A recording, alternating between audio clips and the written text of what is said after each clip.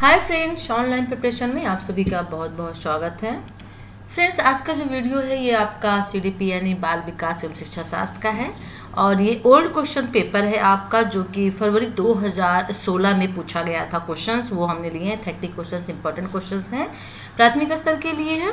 तो चलिए आइए देख लेते हैं वीडियो। लेकिन उसके पहले वीडियो अच्छा लगे तो लाइक करिए, शेयर करिए, कमेंट्स करिएगा। चैनल को सब्सक्राइब नहीं किया है तो सब्सक्राइब कर लीजिए। चलिए फिर देख लेते हैं बाल विकास एवं शिक्षा शास्त्र के 30 महत्वपूर्ण प्रश्न। सबसे पहले यहाँ निर्देश दिया हुआ है कि 1 से 30 नंबर तक के क्वेश्चन है। सही या सबसे उपयुक्त विकल्प चुनकर निम्नलिखित प्रश्नों के उत्तर आपको देना है, ठीक है ना। और मैंने कहा है कि जो आपके फरवरी 2016 में जो एग्जाम हुए थे उसका ये क्वेश्चन है। तो पहला क्वेश्चन देख लेते हैं कि आपने अपने चिंतन में अवधारणात्मक परिवर्तन लाने हेतु शिक्षार्थियों को सक्षम बनाने के लिए शिक्षक को क्या करना चाहिए। यानी अपने चिंतन में अवधारणात्मक परिवर्तन लाने के लिए शिक्षार्थियों को सक्षम बनाने के लिए शिक्षक को क्या करना चाहिए। उन बच्चों को पुरस्कार देना चाहिए जिन्होंने अपने चिंतन में परिवर्तन किया है, या बच्चों को स्वयं चिंतन करने के लिए हतोत्साहित करना चाहिए और उनसे कहना चाहिए कि वे शिक्षिका को सुने और उनका अनुपालन करें, या फिर व्याख्यान के रूप में व्याख्या प्रस्तुत करनी चाहिए, या स्पष्ट और आश्वस्त करने वाली व्याख्या देनी चाहिए तथा शिक्षार्थियों के साथ चर्चा करनी चाहिए।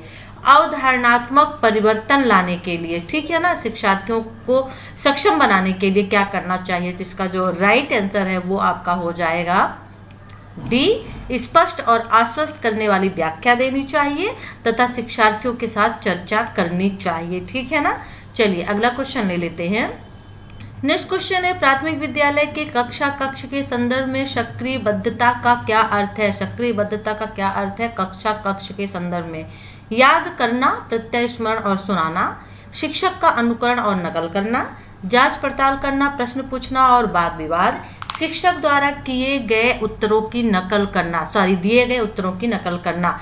कक्ष के संदर्भ में सक्रियबद्धता का क्या अर्थ होता है, प्राथमिक विद्यालय के लिए है। तो इसका जो राइट आंसर है वो आपका हो जाएगा सी, यानी कि जांच पड़ताल करना और प्रश्न पूछना और वाद विवाद करना ही सक्रियबद्धता का अर्थ होता है। किसमें, कक्ष के संदर्भ में, ठीक है। चलिए नेक्स्ट क्वेश्चन हम ले लेते हैं। बच्चे तब तक सर्वाधिक सृजनशील होते हैं जब वे किसी गतिविधि में भाग लेते हैं। बच्चे तब तक सर्वाधिक एवं सृजनशील होते हैं जब तक वो किसी गतिविधि में भाग लेते हैं, यानी शिक्षक की डांट से बचने के लिए, दूसरों के सामने अच्छा करने के दबाव में आकर, या अपनी रुचि से या पुरस्कार के लिए। बच्चे तब तक सर्वाधिक सृजनशील होते हैं जब वे किसी गतिविधि में भाग लेते हैं। तो किन चीज़ों में गतिविधि में भाग लेते हैं, किन लिए आपको ये इसका आंसर देना है कि जब शिक्षक की डांट से तो बचने के लिए गतिविधि में भाग लेते हैं, या दूसरों के सामने अच्छा करने के दबाव में आकर, या अपनी रुचि से पुरस्कार के लिए, ठीक है ना, पार्टिसिपेट करते हैं। तो इसका जो राइट आंसर है वो आपका हो जाएगा अपनी रुचि से। कोई भी बच्चा पार्टिसिपेट तभी करेगा, किसी भी गतिविधि में भाग तभी लेगा जब उसका इंटरेस्ट उसमें होगा, ठीक है। तो अपनी रुचि से। चलिए अगला क्वेश्चन ले लेते हैं। नेक्स्ट क्वेश्चन है, भारत में अधिकांश कक्षाएं बहुभाषी होती हैं और इसे शिक्षक द्वारा डैश के रूप में देखा जाना चाहिए। भारत में अधिकांश जो कक्षाएं हैं वो बहुभाषी होती हैं, तो इसे शिक्षक के द्वारा किस रूप में देखा जाना चाहिए। परेशानी, समस्या, संसाधन या बाधा के रूप में देखा जाना चाहिए। तो इसका जो राइट आंसर होगा वो आपका हो जाएगा कि भारत में अधिकांश कक्षाएं बहुभाषी होती हैं और इसे शिक्षक द्वारा संसाधन के रूप में देखा जाना चाहिए, ठीक है। चलिए अगला क्वेश्चन देख लेते हैं। अगला क्वेश्चन है कि शिक्षार्थियों द्वारा की गई गलतियां और त्रुटियां बच्चों को कमजोर अथवा उत्कृष्ट चिन्हित करने के अच्छे अवसर है, या फिर शिक्षक और शिक्षार्थियों की असफलता के सूचक हैं, या फिर उनके चिंतन को समझने के अवसर के रूप में देखी जानी चाहिए, या कठोरता से निपटाई जानी चाहिए। इसका राइट आंसर क्या होगा। क्वेश्चन आपका ये कह रहा है कि शिक्षार्थियों द्वारा की गई जो गलतियां और त्रुटियां होती हैं, तो इसका जो राइट आंसर है वो आपका हो जाएगा सी, उनके चिंतन को समझने के अवसर के रूप में देखी जानी चाहिए जो त्रुटियां और गलतियां बच्चे करते हैं, ठीक है। डैश के विचार से बच्चे सक्रिय ज्ञान निर्माता तथा नन्हे वैज्ञानिक हैं जो संसार के बारे में अपने सिद्धांतों की रचना करते हैं। किसके विचार से, यानी ये कथन किसका है, किसने कहा है कि जो बच्चे हैं वो सक्रिय ज्ञान निर्माता तथा नन्हे वैज्ञानिक होते हैं, संसार के बारे में अपने सिद्धांतों की रचना करते हैं। स्किनर ने, पावलोव ने, युंग ने या पियाजे ने कहा है। तो इसका जो राइट आंसर है वो आपका हो जाएगा डी, पियाजे ने कहा है, ठीक है। चलिए नेक्स्ट क्वेश्चन देख लेते हैं। बाल केंद्रित शिक्षा शास्त्र का अर्थ है, बाल केंद्रित शिक्षा शास्त्र का क्या अर्थ है? बच्चों को नैतिक शिक्षा देना, बच्चों को शिक्षक का अनुगमन और अनुकरण करने के लिए कहना, बच्चों की अभिव्यक्ति और उनकी सक्रिय भागीदारी को महत्व देना, बच्चों को पूर्ण रूप से स्वतंत्रता देना। इसका राइट आंसर क्या होगा? बाल केंद्रित शिक्षा शास्त्र का बाल केंद्रित शिक्षा शास्त्र का क्या अर्थ होगा? तो इसका जो राइट आंसर है वो आपका हो जाएगा सी, यानी कि बच्चों की अभिव्यक्ति और उनकी सक्रिय भागीदारी को महत्व देना। ठीक है, चलिए नेक्स्ट क्वेश्चन देख लेते हैं। अगला क्वेश्चन है, जटिल परिस्थिति को संसाधित करने में शिक्षक बच्चों की सहायता कर सकता है। जटिल परिस्थिति को संसाधित करने में शिक्षक बच्चों की सहायता कर सकता है। किस तरह से? प्रतियोगिता को बढ़ावा देकर और सबसे पहले कार्य पूरा करने वाले बच्चों को पुरस्कार देकर, या कोई भी सहायता न देकर जिससे बच्चे अपने आप निर्वाह करना सीखें, या उस पर एक भाषण देकर, या फिर कार्य को छोटे हिस्सों में बांटने के बाद निर्देश लिख कर। किन परिस्थितियों में शिक्षक होते हैं बच्चों की सहायता कर सकते हैं? तो इसका जो राइट आंसर होगा वो होगा डी, यानी कार्य को छोटे हिस्सों में बांटने के बाद निर्देश लिखकर। ठीक है, चलिए अगला क्वेश्चन देख लेते हैं। नेक्स्ट क्वेश्चन है, शिक्षार्थियों से अपेक्षा करना कि वे ज्ञान को उसी रूप में पुनः प्रस्तुत कर देंगे जिस रूप में उन्होंने उसे ग्रहण किया है। अच्छा है, क्योंकि ये शिक्षक के लिए आकलन में सरल है। बी, एक प्रभावी आकलन युक्ति है। सी, समस्यात्मक है क्योंकि व्यक्ति अनुभवों की व्याख्या करते हैं और ज्ञान को ज्यों का त्यों पुनः उत्पादित नहीं करते। या अच्छा है क्योंकि जो भी हमारे मन में है हम उसे रिकॉर्ड करने लगते हैं। शिक्षार्थियों से अपेक्षा करना कि वे ज्ञान को उसी रूप में पुनः प्रस्तुत कर देंगे जिस रूप में उन्होंने उसे ग्रहण किया है। जो टीचर ने पढ़ाया है उसी रूप में शिक्षा जो बच्चे हैं वो भी ठीक उसी तरह से बताएं।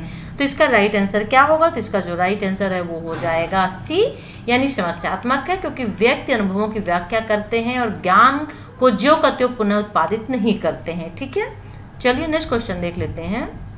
हमारा अगला क्वेश्चन है कि जब शिक्षार्थी को समूह में किसी समस्या पर चर्चा का अवसर दिया जाता है तब उनके सीखने का वक्र क्या होता है? बेहतर होता है, स्थिर रहता है, अवनत होता है या समान रहता है? समूह में किसी समस्या पर चर्चा का अवसर दिया जाता है तो इसका जो राइट आंसर है वो होगा बेहतर होता है। ठीक है, विकास की गति एक व्यक्ति से दूसरे में भिन्न होती है किंतु यह एक डैश नमूने का अनुगमन करती है। एड़ी से चोटी का, अव्यवस्थित का, अप्रत्याशित का या क्रमबद्ध और व्यवस्थित। विकास की गति किस तरह की होती है? विकास के सिद्धांत से लिया गया है कि विकास की जो गति होती है एक व्यक्ति से दूसरे में भिन्न होती है किंतु यह एक डैश नमूने का अनुगमन करती है। दूसरा एक सिद्धांत इसमें जुड़ गया है तो इसका राइट आंसर क्या होगा? डी का क्रमबद्ध और व्यवस्थित नमूने का अनुगमन करती है। ओके, चलिए नेक्स्ट क्वेश्चन देख लेते हैं। विकास के लिए निम्नलिखित में कौन सा एक उचित है? विकास जन्म के साथ प्रारंभ होता और समाप्त होता है। सामाजिक सांस्कृतिक संदर्भ विकास में एक महत्वपूर्ण भूमिका का निर्वाह करता है। विकास एकलायामी है या विकास पृथक होता है? विकास के लिए कौन सा शब्द, कौन सा इसमें ऑप्शन सही होगा? विकास क्या कहता है, विकास क्या होता है? तो इसका जो राइट आंसर है वो हो जाएगा बी, सामाजिक सांस्कृतिक संदर्भ विकास में एक महत्वपूर्ण भूमिका का निर्वहन करता है। नेक्स्ट क्वेश्चन देख लेते हैं। व्यक्तियों में एक दूसरे से भिन्नता क्यों होती है? व्यक्तियों में एक दूसरे से भिन्नता क्यों होती है? ठीक है, वातावरण के प्रभाव के कारण, जन्मजात विशेषताओं के कारण, वंशानुक्रम और वातावरण के बीच अन्योन्य क्रिया के कारण, या प्रत्येक व्यक्ति के उसके माता पिता से जीनों का भिन्न समुच्चय प्राप्त होने के कारण जो व्यक्ति एक दूसरे से अलग होते हैं। क्यों अलग होते हैं? तो इसका जो राइट आंसर है वो आपका हो जाएगा सी, क्योंकि वंशानुक्रम और वातावरण के बीच जो अन्योन्य क्रिया होती है उसका इफेक्ट विकास पे पड़ता है और इसी की वजह से व्यक्ति एक दूसरे से भिन्न होते हैं। वेरी इंपॉर्टेंट क्वेश्चन से आपका है। चलिए अगला क्वेश्चन देख लेते हैं कि बच्चे के समाजीकरण में परिवार डैश की भूमिका निभाता है। बच्चे के समाजीकरण में परिवार किसकी भूमिका निभाता है? कम महत्वपूर्ण, रोमांचकारी या मुख्य या गौण? कौन सी भूमिका निभाता है बच्चे के समाजीकरण में परिवार? तो इसका जो राइट आंसर है वो हो जाएगा मुख्य भूमिका निभाता है बच्चे के समाजीकरण में परिवार। ठीक है ना, चलिए नेक्स्ट क्वेश्चन देख लेते हैं। अगला क्वेश्चन है, निम्नलिखित में से कौन सा एक सही मिलान वाला जोड़ा है? यानी मूर्त सक्रियात्मक बच्चा संधारण एवं वर्गीकरण करने योग्य हो जाता है। औपचारिक सक्रियात्मक बच्चा अनुकरण, प्रारंभ, कल्पनात्मक खेल के लिए तैयार हो जाता है। शैशवावस्था जो होती है तर्क का अनुप्रयोग अनुमान लगाने में सक्षम हो जाते हैं बच्चे। या पूर्व सक्रियात्मक बच्चा जो होता है निगमनात्मक विचार रख सकता है। राइट आंसर क्या होगा इसमें आपको बताना है। तो इसका जो राइट आंसर है वो हो जाएगा आपका ए यानी कि जो मूर्त सक्रियात्मक बच्चा होता है वो संधारण एवं वर्गीकरण करने योग्य हो जाता है। ठीक है ना। चलिए अगला क्वेश्चन देख लेते हैं। एक बच्ची कहती है धूप में कपड़े जल्दी सूख जाते हैं। वह डैश की समझ को प्रदर्शित कर रही है। प्रतीकात्मक विचार को, अहम केंद्रित चिंतन को, कार्य कारण को या विपर्यय चिंतन को? किस चीज को वो प्रदर्शित कर रही है कि धूप में कपड़े जल्दी सूख जाते हैं? तो इसका जो राइट आंसर होगा वो हो जाएगा कार्य कारण को। ठीक है ना। चलिए अगला क्वेश्चन देख लेते हैं कि पियाजे के अनुसार बच्चों का चिंतन वयस्कों से डैश में भिन्न होता है बजाय डैश के। तो इसका चलिए हम ऑप्शन देख लेते हैं कि पियाजे के अनुसार बच्चों का जो चिंतन होता है वयस्कों से डैश में भिन्न होता है बजाय डैश के। मात्रा, प्रकार, आकार, मूर्तपरकता, प्रकार, मात्रा या आकार किस्में। इसका राइट आंसर क्या होगा? तो इसका जो राइट आंसर है वो आपका हो जाएगा सी, प्रकार मात्रा। यानी पियाजे के अनुसार बच्चों का चिंतन वयस्कों से प्रकार में भिन्न होता है बजाय मात्रा के। ओके, चलिए नेक्स्ट क्वेश्चन ले लेते हैं। अगला क्वेश्चन है निम्नलिखित में से कौन सा एक आधारभूत सहायता का उदाहरण है? आधारभूत सहायता का कौन सा उदाहरण है? अनुबोधन और संकेत देना तथा नाजुक स्थितियों पर प्रश्न पूछना, शिक्षार्थियों को प्रेरित करने वाले भाषण देना, प्रश्न पूछने को बढ़ावा दिए बिना स्पष्टीकरण देना, मूर्त और अमूर्त दोनों प्रकार के उपहार देना। आधारभूत सहायता का क्या उदाहरण हो सकता है? तो इसका जो राइट आंसर है वो हो जाएगा ए, यानी अनुबोधन और संकेत देना तथा नाजुक स्थितियों पर प्रश्न पूछना ही आधारभूत सहायता का उदाहरण है। चलिए नेक्स्ट क्वेश्चन देख लेते हैं।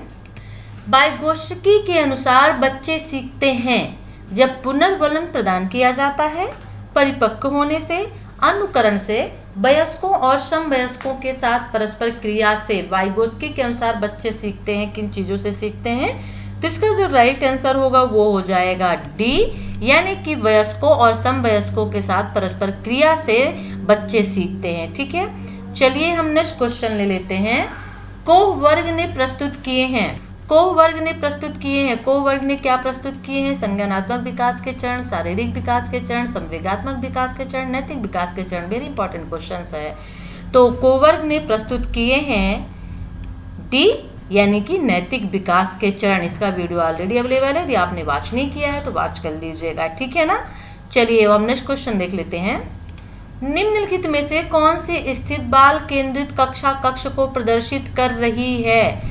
बाल केंद्रित कक्षा कक्ष को प्रदर्शित कर रही है कौन सी स्थिति? एक कक्षा जिसमें शिक्षिका नोट लिखा देती है और शिक्षार्थियों से उन्हें याद करने को कहा जाता है, या फिर एक कक्षा जिसमें पाठ्य पुस्तक के एकमात्र संसाधन होता है जिसका संदर्भ शिक्षिका देती है, एक कक्षा जिसमें शिक्षार्थी समूहों में बैठे हैं और शिक्षिका बारी बारी से प्रत्येक समूह में जा रही है, या फिर एक कक्षा जिसमें शिक्षार्थियों का व्यवहार शिक्षिका द्वारा दिए जाने वाले पुरस्कार और दंड से संचालित होता है। बाल केंद्रित कक्षा कक्ष को प्रदर्शित कर रही है कौन सी स्थिति आपको बताना है। तो इसका जो राइट आंसर है वो आपका हो जाएगा सी, यानी एक कक्षा जिसमें विद्यार्थी समूह में बैठे हैं और शिक्षिका बारी बारी से प्रत्येक समूह में जा रही है। ये बाल केंद्रित जो कक्षा होते हैं उनकी स्थिति होती है। ठीक है। बुद्धि है। बुद्धि क्या है? सामर्थ्यों का एक समुच्चय है, एक अकेला और जातीय विचार है, दूसरों के अनुकरण करने की योग्यता है या एक विशिष्ट योग्यता है। बुद्धि क्या है? जिसका राइट आंसर है वो आपका हो जाएगा ए, यानी कि सामर्थ्यों का एक सामुच्चय कहलाता है बुद्धि। जो भी काम हम कर सकने में सामर्थ्य हो वही तो बुद्धि कहलाती है। ठीक है। भाषा विकास के लिए प्रारंभिक बचपन डैश काल है, यानी भाषा के विकास के जो प्रारंभिक बचपन है वो कौन सा काल कहा जाता है? कम महत्वपूर्ण या अकम महत्वपूर्ण, अति संवेदनशील या फिर निरपेक्ष? तो भाषा विकास के लिए प्रारंभिक बचपन जो होता है वो अति संवेदनशील काल कहा जाता है। ठीक है। चलिए नेक्स्ट क्वेश्चन देख लेते हैं। एक सह शिक्षा कक्षा में अब लड़कों से शिक्षक क्या कहता है कि लड़के बनो और लड़कियों जैसा व्यवहार मत करो। यह टिप्पणी क्या दर्शाती है? और वेरी वेरी इंपॉर्टेंट ये क्वेश्चन है। जाति भेदभाव का परिचायक है, या फिर लड़के लड़कियों के साथ व्यवहार एक अच्छा उदाहरण है, या लड़के लड़कियों में भेदभाव की रूढ़िबद्ध धारणा प्रकट करता है, या फिर लड़कियों पर लड़कों की जीव वैज्ञानिक महत्व को उजागर करता है। क्या चीज है जब इस तरह से एक टीचर कहता है? तो इसका जो राइट आंसर है वो आपका हो जाएगा सी, यानी कि लड़के लड़कियों में भेदभाव की रूढ़िबद्ध धारणा प्रकट करता है। ठीक है। वेरी इंपॉर्टेंट क्वेश्चन है ये आपका। चलिए नेक्स्ट क्वेश्चन हम देख लेते हैं। अगला क्वेश्चन है आकलन से ले लेते हैं कि बच्चों को लेबल करने यानी नाम देने और वर्गीकृत करने की अच्छी रणनीति है। ठीक है, आकलन क्या है? बच्चों को लेबल करने, नाम देने और वर्गीकृत करने की अच्छी रणनीति है, या बच्चों में प्रतियोगात्मक भावना को सक्रिय रूप से बढ़ावा देना, या फिर सीखने को सुनिश्चित करने के लिए तनाव और दबाव को उत्पन्न करना, या सीखने में सुधार का एक तरीका है आकलन।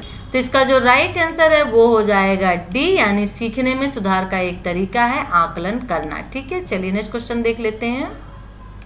निम्नलिखित में से कौन सा एक कथन समावेशन का सबसे अच्छा वर्णन करता है? समावेशन का यानी यह एक विश्वास है कि बच्चों को अपनी योग्यताओं के अनुसार अलग किया जाना चाहिए। यह एक विश्वास है कि कुछ बच्चे सभी कुछ सीख ही नहीं सकते, या यह एक दर्शन है कि सभी बच्चों को नियमित विद्यालय प्रणाली में समान शिक्षा प्राप्त करने का अधिकार है, और यह एक दर्शन है कि शिक्षा विशेष बच्चे ईश्वर के विशेष उपहार है। आप समावेशन शुरू से पढ़ रहे हैं तो इसका आंसर आपने सेलेक्ट कर ही लिया होगा।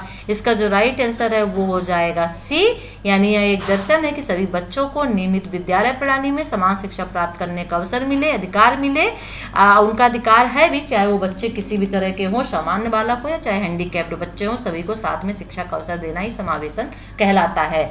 नेक्स्ट क्वेश्चन ले लेते हैं कि वंचित वर्ग की पृष्ठभूमि के बच्चों को शिक्षा प्रदान करने के लिए शिक्षक को चाहिए। वंचित वर्ग वेरी इंपॉर्टेंट क्वेश्चन है।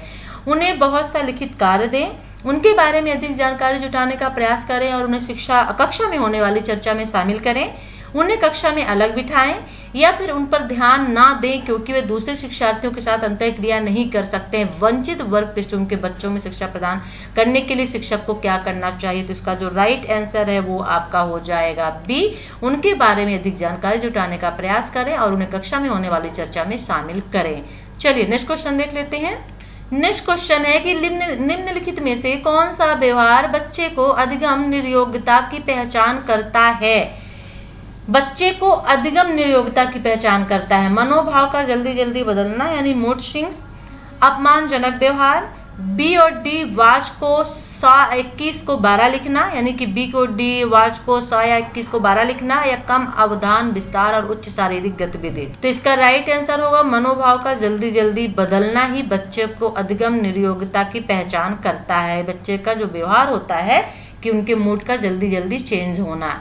एक बच्चा जो आंशिक रूप से देख सकता है बिना किसी विशेष प्रावधान के उसे नियमित विद्यालय में डालना चाहिए। बी, उसे शिक्षा नहीं देनी चाहिए क्योंकि वह उसके किसी काम नहीं आएगी, या उसे अलग संस्थान में डालने की आवश्यकता है, या विशेष प्रावधान करते हुए उसे नियमित विद्यालय में रखना चाहिए।